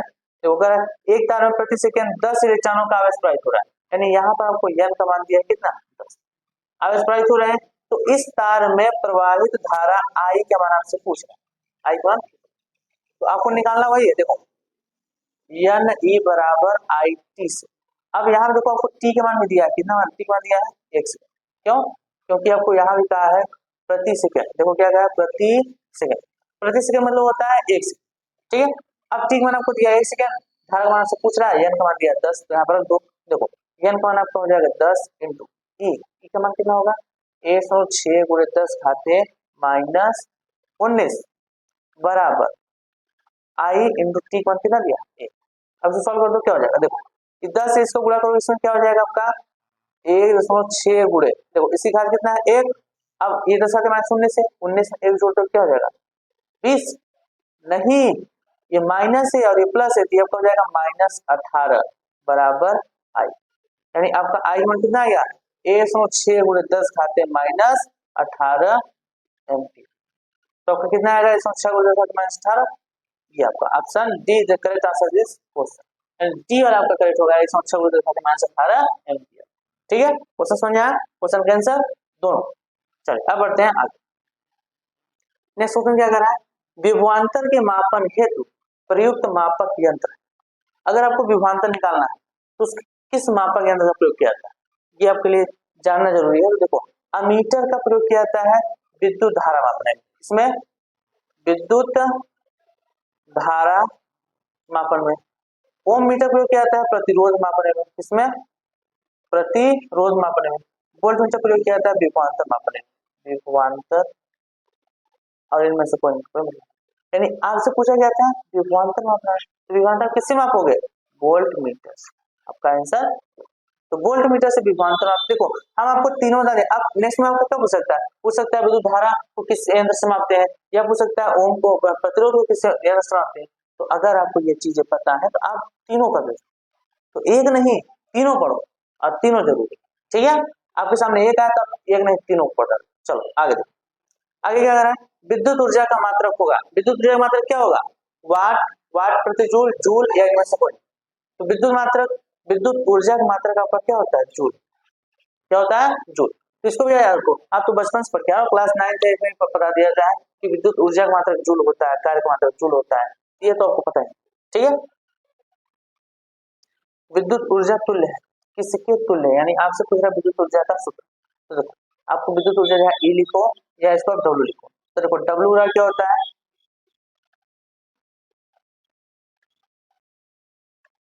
डब्ल्यू क्या होता है, सूत्र याद है नहीं आपको। देखिए आपको विद्युत चल रहा है, देखिए डब्ल्यू क्या होता है, डब्ल्यू होता है V इंटू क्यू। क्या होता है V इंटू क्यू। यहाँ पर V क्या आपका V है विभवांतर, क्यू क्या है आवेश। अब अभी आपने देखा क्यू बराबर था आई टी, तो आप इसको क्या लिख सकते हो वी आई टी, क्या लिख सकते हो वी आई टी, कितना लिख सकते हो। अब इसका देखो यहाँ से अगर आप ध्यान देखो तो आपका वी आई टी आपसे मिल गया है, ठीक है वी आई टी। लेकिन यहाँ से हम आपको कुछ चीज बताना चाहते हैं, इसको आप जरूर नोट करो। देखो डब्ल्यू आई क्या आपका क्या है ऊर्जा या कार्य, इसे ऊर्जा बोल सकते हो या कार्य बोल सकते हो। ठीक है, ये होगा वी आई टी। अब ये हो गया। अच्छा तो ओम का नियम याद है आपको, ओम का नियम, तो ओम का नियम क्या होता है V बराबर होता है आई इंटू आर, क्या होता है आई इंटू आर। देखो यहाँ से अगर V आप आई आर लिखोगे, V के स्थान पे V के मान रखो, तब आपका डब्ल्यू क्या हो जाएगा, डब्ल्यू हो जाएगा। देखो V के स्थान पे रखोगे आई इंटू आर, अब पहले से है आई इंटू, अब इसको गुणा करोगे तो आई आई स्क्वायर हो जाएगा, क्या हो जाएगा आपका, यह हो जाएगा आई स्क्वायर आर, क्या हो जाएगा आई स्क्वायर आर। समझ आया। अब ये आपका दूसरा सूत्र बना। इसी प्रकार देखो यहाँ से अगर आप चाहो एक चीज और सूत्र निकाल सकते हो, देखो क्या अगर आई का मान निकालो क्या होगा V बटे आर होगा, अब क्या होगा V बटे आर। यानी अगर अब आई के स्थान V बटे आर रख दो, यानी इस सूत्र में आप आई के स्थान V बटे आर रख दो, तब क्या हो जाएगा डब्ल्यू बराबर आपका हो जाएगा आई के साथ V बटे आर रखना है, क्या हो जाएगा V बटा आर का होल स्क्वायर इंटू आर। इसको सॉल्व करेंगे देखो ये क्या हो जाएगा अलग अलग V स्क्वायर बटे आर स्क्वायर इंटू क्या है आर टी, तो एक आर से एक आर कट जाएगा, तो आपका डब्ल्यू क्या आ जाएगा V स्क्वायर बटा आर इंटू, ये तीन सूत्र बने। यानी अब आपको देखो एक फाइनल रिजल्ट यहाँ पर दे रहे हैं डब्ल्यू बराबर V इंटू क्यू या V आई टी, या होता है आई स्क्वायर आर टी, और एक होता है V स्क्वायर बटा आर इंटू। ये जो आपके यहाँ पर सूत्र लिखे हैं, ये जो आपके यहाँ पर सूत्र लिखे हैं, ये आपको सूत्र पता होना चाहिए। देखो आपको ये जिसका मान दिया है, जिस प्रकार मान दिया है वो आपको पता है, ये आपका विद्युत ऊर्जा का या कार्य का मान सूत्र है, ये आपको पता होना चाहिए। इस पर सवाल भी आते हैं, देखिए यहाँ पर फार्मूला पूछा है, तो यहाँ पर फार्मूला आपका वी आई टी हो गया तो समझ आ गया, लेकिन इस पर सवाल भी पूछे जाते हैं, तो ये फार्मूला आपके लिए बहुत महत्वपूर्ण है, ये आपके लिए इंपॉर्टेंट है, तो इसको आप जरूर नोट करके याद कर लीजिए। चलिए अब बढ़ते हैं आगे। करा एक चालक में 2 एम्पीयर की धारा 10 मिनट क्या करा, देखो करा एक चालक में 2 एम्पीयर की धारा 10 वोल्ट पर 1 मिनट तक प्रवाहित की गई तार में व्यय हुई विद्युत ऊर्जा का मान क्या। देखो आ गया सर।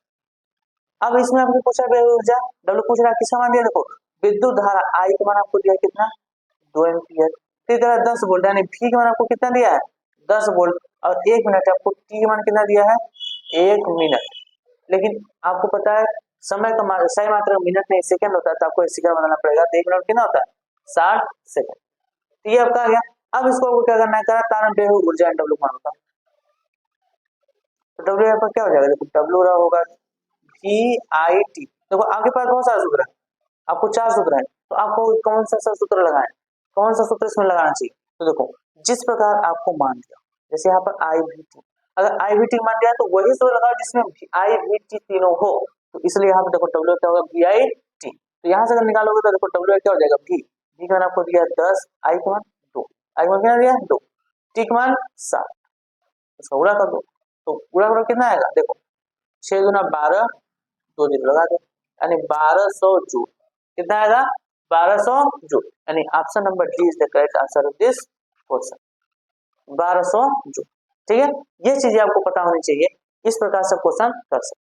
चलिए अब आगे करा, यदि किसी चालक में 5 एम्पीयर की धारा 15 सेकंड के लिए प्रवाहित करने पर व्यय हुई ऊर्जा 45 गुणा 10 घात 3 जूल हो, तो चालक के प्रतिरोध की गणना। देखो ये भी वैसे सवाल है, अब इसमें आपको क्या करना है इसको समझ लो।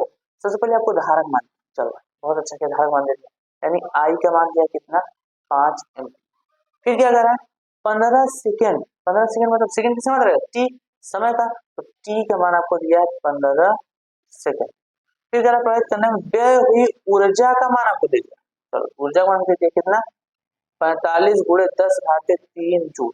तो कह रहा है चालक के प्रतिरोध की गणना कर, यानी आर का मान। अब आपने कई सूत्र पढ़ा, अब आप इसमें कौन सूत्र लगाओ, देखो वही सूत्र लगाओ जिसमें आपका आई टी और आर, तो आई और टी आर किसमें है, देखो यहाँ पर इसमें भी आई टी भी नहीं था आपके पास, आई आर टी, हाँ ये वाला सूत्र लगाना आपको आई स्क्वायर आर टी। तो अगर ये सूत्र लगाओ देखो क्या होगा, यहां से आप लिख सकते हो डब्ल्यू बराबर आई स्क्वायर आर टी, यानी इस सूत्र से अगर निकालोगे तो आपका आर का मान डेफिनेटली निकल जाएगा। तो आपको आर का मान निकालना है, तो बाकी मान वैसे ही है, तो देखो क्या करोगे डब्ल्यू डब्ल्यू मान आपको कितना दिया है 45 गुणे 10 घाते 3 बराबर आई का मान आपको दिया है 5 का निकालना होगा स्क्वायर गुणे आर का मान आपको निकालना, तो आर को आई रखो टी, टी का मान कितना दिया 15, तो ठीक है। अब अगर देखो आपको आर का मान निकालना, बाकी सब क्वेश्चन कर लो इधर, तो क्या हो जाएगा देखो 45 गुणे 10 घाते 3 बटे, ये आपका आ जाएगा यहाँ पर, देखो 5 का स्क्वायर क्या हो जाएगा 5 गुणे 5, और गुणे आपका जाएगा यहाँ से 15, ठीक है। ये बराबर किससे हो जाएगा आर, किसका हो जाएगा आर के। अब इसे सॉल्व करो, देखो 15 का 15, 15 3 पैंतालीस, तो आपका है क्या, देखो ये 3 गुणे 10 3 है ना, तो इसको हम क्या लिख सकते हो, देखो यहाँ आप लिखते रहे, इसको आप लिख सकते हो आर बराबर 3 गुणे 1000, 3 गुणे 1000, 10 घात 3 मतलब कितना होगा 1000, बटे आपका क्या है 5 गुणे 5। अब इसको सॉल्व कर दो, देखो आपका इसको गुणा करोगे तो क्या आ जाएगा आर बराबर 3 गुणे 1000 बटे 5 बचे 25, अब 25 से भाग दे दो, देखो 25 का 25, 25 चौका 100 मतलब 40, यानी 25 पर आप 40 में पढ़ोगे तो 1000 आ जाएगा। अब हम 40 है 40 गुणा 3 में कर दो, तो 40 गुणा 3 में कर 4 हैं 120, यानी 120 ओम, कितना आएगा 120 ओम। तो आपका इसका आंसर कितना होगा 120 ओम, यानी ऑप्शन आपका ये सही है 120 ओम, ठीक है। तो 120 ओम इसका क्या होगा प्रतिरोध होगा। चलिए अब बढ़ते हैं नेक्स्ट क्वेश्चन। नेक्स्ट में क्या करा जूल के ऊष्मा उत्पादन के नियम का सूत्र लिखिए। अब बताओ इसमें जूल के ऊष्मा उत्पादन का नियम का सूत्र कौन सा सत्य है। एक्चुअल में जो आपका जूल का उसमें सूत्र, तो देखो ये आपका होता है H बराबर W अपान 4.2, क्या होता है H बराबर W अपान 4.2, एंड जो किया गया क्या है व्यय हुई ऊर्जा होती है उसमें अगर 402 से भाग दे दो तो आपका उसमें सूत्र हो जाता है, क्या होता है उसमें सूत्र। अब आपने देखा W आपने कुछ सूत्र लिखे थे ना, तो वही होगा, देखो W आपने क्या लिखा था वी आई टी बता 402, फिर लिखा था आपने आई स्क्वायर आर टी इसके बता 402, फिर आपने लिखा था वी स्क्वायर टी बटा आर, और यहाँ पर गुणा हो जाएगा 402 का, ये आपका आ जाएगा क्या, V square T upon 402 R, यही होता है। अब इसमें देखो ऑप्शन कौन मैच कर रहा है, देखो यहाँ पर आपका यश क्या होगा, ये सब यश बराबर है, देखिए ये भी नहीं होगा, ये भी नहीं होगा, यहाँ पर वी आई टी अपान 402 होगा, यानी option correct, option C is the correct answer this question. ये चलो आपका कितना आएगा, वी आई टी अपान 4.2, ठीक है, समझ में आएगा नहीं, यही आपका आंसर होगा। देखो ये भी आप याद रखो, ये आपका उष्मी का सूत्र है, सिंपल सा, अगर आपको ऊर्जा का सूत्र याद है, उसमें अगर 402 याद रखो क्या, अगर इसमें आप 402 से भाग दोगे तो आपका सभी सूत्र वही बन जाएगा, ठीक है, अलग से आपको जरूरत नहीं, बस उसमें 402 से भाग दो तो उसमें निकल जाएगा, उसमें नहीं निकालना 402 से भाग मत दो, अगर निकालना है तो 402 से भाग, किससे भाग दोगे, 402। चल अब बढ़ते हैं विद्युत सामर्थ्य का सूत्र, देखो ये आपका चौथा, इसके पहले आपने 3 मात्रक का सूत्र देख लिया था, चौथा है आपका किसका, ये नंबरिंग किसके लिए कर रहे हैं, मात्रक के लिए, कि मात्रक से संबंधित कितने क्वेश्चन पूछे गए, तो आपका चौथा क्वेश्चन है ये कि विद्युत सामर्थ्य P का सूत्र क्या होता है। अच्छा यहाँ पर सूत्र पूछा, चलिए सॉरी ध्यान दे दिया, सूत्र पूछा आपका P का सूत्र पूछा, तो P क्या होता है, अब P क्या है, देखो इसको भी आप बनाओ सूत्र, अब बना रहे तो सूत्र की बारिश कर देते हैं, मतलब एग्जाम में कैसे पूछे, आपको घूमना बिल्कुल भी नहीं, तुम उससे बोलो डांट के कि तुम पूछो जैसे पूछना है, हम सब देख कर आए, मतलब ऐसा कोई भी अंग नहीं छोड़े इसका कि आप उसका अंग पूछ लो नहीं बताएंगे, हर एक अंग से इसको आप लिखें, हर एक नस से आप, तो इस प्रकार से आप पढ़ाई करो। देखो शक्ति आपका क्या होता है, शक्ति, शक्ति देखो क्या होता है, कार्य करने की क्षमता को, मतलब किसी कार्य करने में लिया गया समय जो होता है वही आपका क्या कहलाता है, शक्ति, तो आपका शक्ति हो रहा होता है कार्य बटा समय, क्या होता है, शक्ति हो रहा होता है कार्य बटा समय, यानी किसी यंत्र द्वारा किसी कार्य को करने में लिया गया जो समय होता है वही उसकी क्या कहलाती है, शक्ति। अब शक्ति को दर्शाते हैं P से, तो P बराबर आपका होता है W अपान T, ये सूत्र। अभी बताओ, अभी आपने W सूत्र बनाया था, वही सब माने हर दो आपको P निकल जाएगा, देखो P बराबर क्या होगा, W आपने लिखा था V I T, अपान क्या करोगे T का हो जाएगा V इंटू I, फिर आपने एक और सूत्र निकाला था I स्क्वायर R T, इसमें भाग दो किसे, T से भाग दोगे तो T फिर से कट जाएगा, फिर क्या आ जाएगा I स्क्वायर R, एक और सूत्र आपने निकाला था P बराबर V स्क्वायर T अपान R, अब पूरा बटे क्या हो जाएगा, फिर T कट जाएगा तो क्या आ जाएगा V स्क्वायर बटा R, ये सभी सूत्र किसके हैं, विद्युत सामर्थ्य के, यानी इसको भी आप समझ में लिख सकते हो, क्या लिख सकते हो, P बराबर V I, या लिख सकते हो I स्क्वायर R, या लिख सकते हो V स्क्वायर बटा R, ये आपका महत्वपूर्ण सूत्र है, इसको भी आपको याद करना जरूरी है, ठीक है, इसको भी याद कर लो, एग्जाम में देखो ये भी पूछा गया है, पूछने की संभावना इसकी बहुत ज्यादा होती है, तो ये भी आपको पता होना चाहिए। तो P बराबर क्या होगा, देखो V I स्क्वायर R या V स्क्वायर बटे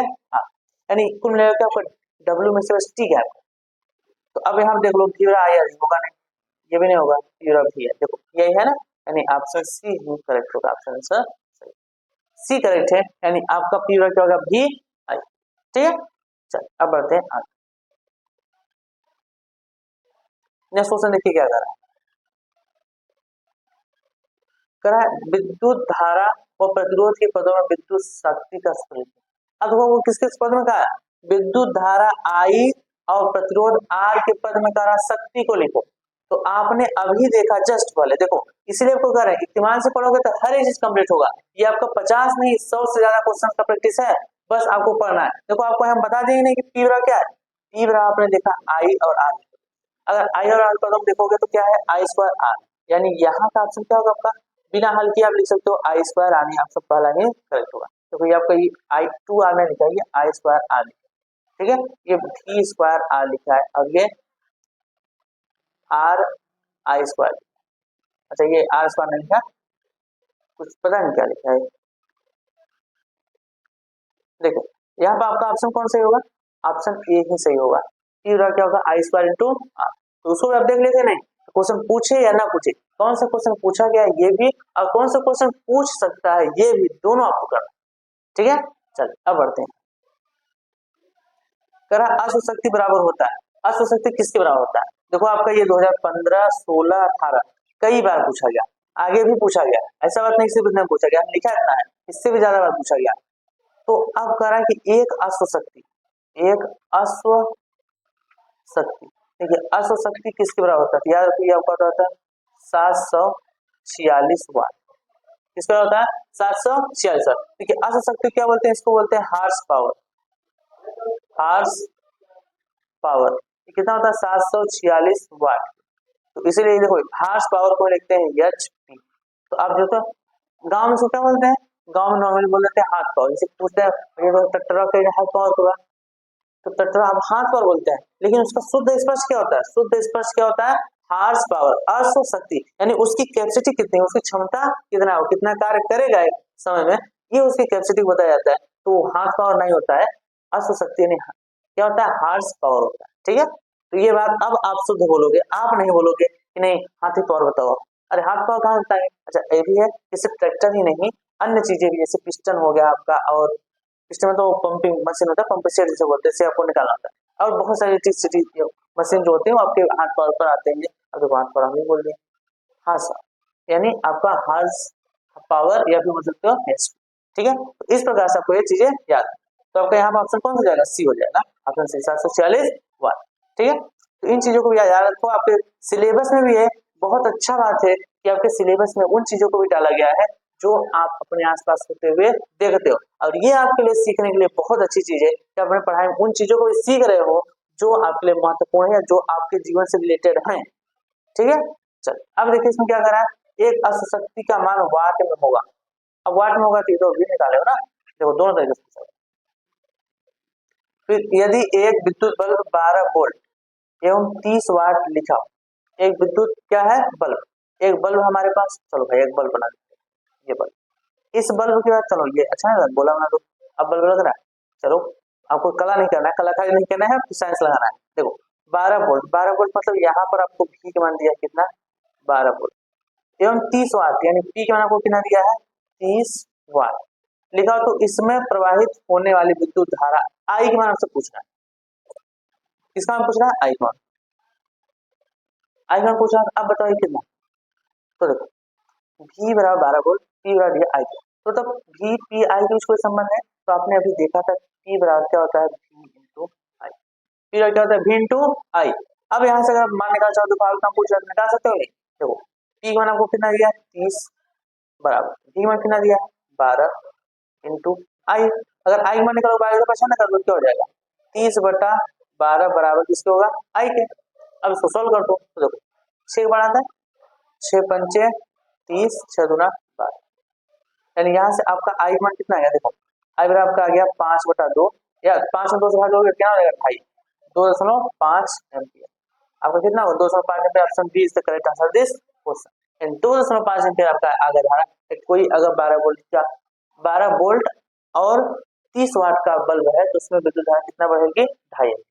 ठीक है, चलो एक और क्वेश्चन आपके सामने आता है कि अगर एक विद्युत बल्ब 200 वोल्ट के स्रोत से जलने पर 1 एम्पियर की धारा लेता है, विद्युत बल्ब की शक्ति, अब शक्ति पूछ रहा है आपसे। देखो वोल्ट यानी V का आपको दिया कितना 200 वोल्ट, अब धारा आपको दिया है I। देखो क्वेश्चन पढ़ा, मेरी बात तो नहीं, क्वेश्चन आप ध्यान से पढ़ा करो, उसमें किसका किसका मान दिया है उसको लिखा। तो वही हम कर रहे हैं, यहाँ पर आपको कितना दिया 200 वोल्ट दिया है, 200 वोल्ट लिख दिया मान कर, फिर आपको धारा I का मान दिया है, तो I मान कितना दिया है ये I लिखिए। ठीक है, I मान कितना लिखा है आपका दिया है, I मान आपको दिया है 1 एम्पियर। पूछ रहा है शक्ति बताओ, अब बताओ शक्ति बराबर क्या होता है P बराबर आपका होता है V इंटू I, इसी सूत्र में आपका आंसर आ जाएगा। देखो क्या लिखोगे P बराबर V मान आपका है 200 इंटू I मान कितना 1 एम्पियर, तो क्या लिखोगे 200 1 का 200, ये आपका हो जाएगा वाट। तो आपका ऑप्शन कौन सा होगा बी करेक्ट होगा, option B is the correct answer this question. 200 watt आपका होगा क्या इसमें शक्ति का। चलिए अब बढ़ते हैं, दो विद्युत बल्बों की शक्तियां 100 वाट तथा 200 वाट है, दोनों ही 220 वोल्ट के मेष से जोड़े गए हैं, इनके तंतुओं के प्रतिरोधों का अनुपात है। प्रतिरोध का अनुपात पूछ रहा है। आपके पास दो बल्ब है, देखिए एक आपका बल्ब है P1 इसका दिया 100 वाट, एक बल्ब है आपका P2 जिसका मान दिया 200 वाट। क्या दोनों एक ही वोल्ट, दोनों एक ही वोल्ट से बैटरी जोड़ी गई है, कितना 220 वोल्ट। तो कह रहा दोनों के प्रतिरोधों का अनुपात बताओ। तो आप ये बताओ P भी दिया है और R आपसे पूछ रहा है, यानी अगर आप देखो शक्ति विभव क्या होता है V² बटा R, ये सूत्र पढ़ो। यहाँ से आपको पूछ रहा है R का मान, तो अच्छा तो R का मान निकालो क्या हो जाएगा, यहाँ से आप R मान निकाल सकते हो क्या, V² बटा P निकाल सकते हो। R बार क्या होगा V²बटा P, यानी ये आपका सिंपल नॉर्मली सूत्र हो गया। R बार क्या हो गया V²/P। अब इसे मान रखो, देखो एक बार हम क्या करें R1/R2 बराबर V1। अब देखो V दोनों के लिए समान है, यानी R1 लिखोगे क्या होगा V²/P1 R2 लिखो क्या होगा V²/P2। ये समझ आ रहा है नहीं, देखो सूत्र आप क्या लिखो R V²/P। तो V अब दोनों को बराबर है, ध्यान लीजिए सिर्फ V, तो R1 के लिए लिखेंगे क्या होगा V/P1। इस सूत्र से R1 क्या लिखेंगे V/P1। फिर R2 है तो R2 क्या लिखेंगे V²/P2। अब P2 है आप लिख दिया। अब ये बताओ यहाँ से V² से V² क्या होगा कट जाएगा। अब देखो ये बटे बटा फिर बटे बटा ये पलट जाएगा, तो आपका यहाँ से R1/R2 क्या हो जाएगा, ये हो जाएगा P2/P1। क्या हो जाएगा P2/P1, क्या हो जाएगा आपका R1/R2 हो जाएगा P2/P1 के, क्योंकि यहाँ पर देखिए बटे बटे में पलट जाएगा। तो अब यहाँ से देखिए पहले आपने सूत्र देख लिया, तो अगर आप सूत्र देखें तो आप मान निकाल सकते हो। नहीं देखो आपका सिंपली R1/R2 बराबर क्या आ गया P2/P1। आपने पहले सिंपल सॉल्व कर लिया, अब एक लाइन में आंसर आ जाएगा आपका। देखो R1/R2 बराबर P2 मान कितना दिया, 2 मान दिया 200 और P1 मान कितना दिया है 100। दो जो कट जाएगा तो आपका R1/R2 मान कितना आएगा 2:1। अब 2:1 आपका आंसर सही। तो देखो आपका ऑप्शन नंबर बी करेक्ट होगा, आंसर बी करेक्ट है इसका 2:1। ये आपका आ गया प्रतिरोधों का अनुपात। जब उसका क्या दिया था आपका वाट में दिया था, यानी मान दिया था, शक्ति दी थी, तब उसके प्रतिरोधों का अनुपात। तो इस प्रकार से आप सिंपली कर सकते हैं, तो कोई भी इशू नहीं होगा। ठीक है, चलो अब आगे बढ़ते हैं। आगे क्या कर रहा है, एक गतिमान आवेशित कण उत्पन्न करता है। एक गतिमान आवेशित कण क्या उत्पन्न करता है, केवल चुंबकीय क्षेत्र, केवल विद्युत क्षेत्र, चुंबकीय तथा विद्युत दोनों क्षेत्र में से कोई। तो याद रखो एक गतिमान आवेश आपका दोनों उत्पन्न करता है, चुंबकीय तथा विद्युत दोनों क्षेत्र उत्पन्न करता है, यानी ऑप्शन सी इसका करेक्ट होगा। एक गतिमान आवेश सदैव चुंबकीय क्षेत्र के साथ साथ विद्युत क्षेत्र भी उत्पन्न करता है। अगर स्थिर आवेश देखो ध्यान से, अगर एक आवेश है जैसे प्लस की यहाँ पर आवेश है, यह स्थिर है, यह क्या है स्थिर, तो यह सिर्फ विद्युत क्षेत्र उत्पन्न करता है। क्या उत्पन्न करता है विद्युत क्षेत्र। लेकिन अगर यही आवेश गति कर रहा है, क्या कर रहा है गति कर रहा है, तब यह दोनों उत्पन्न करता है, तब यहाँ दोनों उत्पन्न। याद रखो अगर रुका है तो सिर्फ विद्युत क्षेत्र, लेकिन अगर चल रहा है तो विद्युत और चुंबकीय दोनों क्षेत्र उत्पन्न करता है। ये बात आप याद रखो, ठीक है। चलिए अब बढ़ते हैं हम नेक्स्ट क्वेश्चन पे। नेक्स्ट में क्या कर रहा है, कौन सा चुंबकीय क्षेत्र का मात्रक नहीं है, चुंबकीय क्षेत्र का मात्रक नहीं है, मतलब बाकी है बस एक नहीं है। तो वेबर प्रति मीटर स्क्वायर, हाँ चुंबकीय क्षेत्र मात्रक है। टेस्ला ये भी चुंबकीय क्षेत्र मात्रक है। न्यूटन प्रति एम्पीयर ये भी चुंबकीय क्षेत्र का मात्रक है। यहाँ पर आपका गॉस है, ये चुंबकीय क्षेत्र मात्रक गॉस। अच्छा एक मिनट,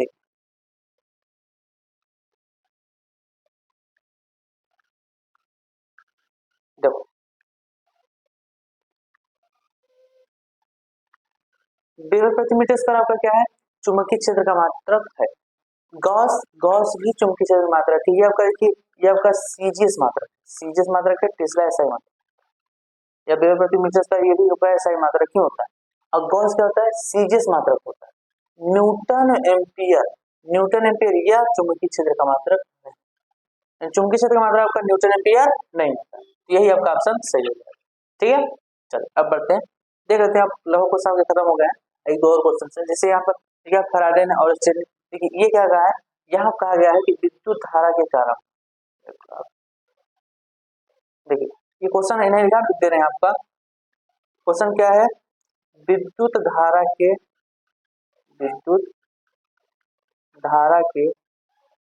अच्छा विद्युत धारा कारण नहीं आपका,